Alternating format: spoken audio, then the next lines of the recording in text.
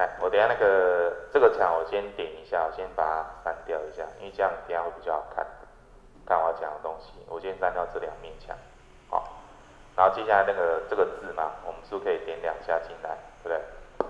好，进来之后刚刚讲过那个字体啊，大小、颜色，然后下面写一个叫做什么3D 渲染，好，说在可见3D 视图中预设没有勾，假设我把它打勾，我们先确定看一下，你看再一次，3D 图中也看得到这个字。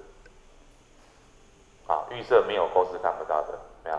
所以当你现在点两下，把它打勾的话，变成说我在3D 图中一样看得到。好，然后再来这边，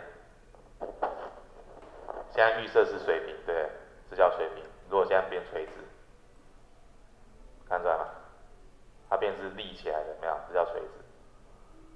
好，所以等下如果你点的是垂直，它就是立起来；水平就是躺平。好，然后这边高层没有？高层就是说我们现在这个边离地面多高？预设是0，所以它是躺在地面上。啊，假设把它用个50，你看高度立起来了，没有？由地面往上，高度50，啊，还是要用100，啊，所以你去设。啊，如果勾垂直，就一样是面向我们，没有？立起来面向我们。好，所以等下这个可以自己选，没有？可以自己选。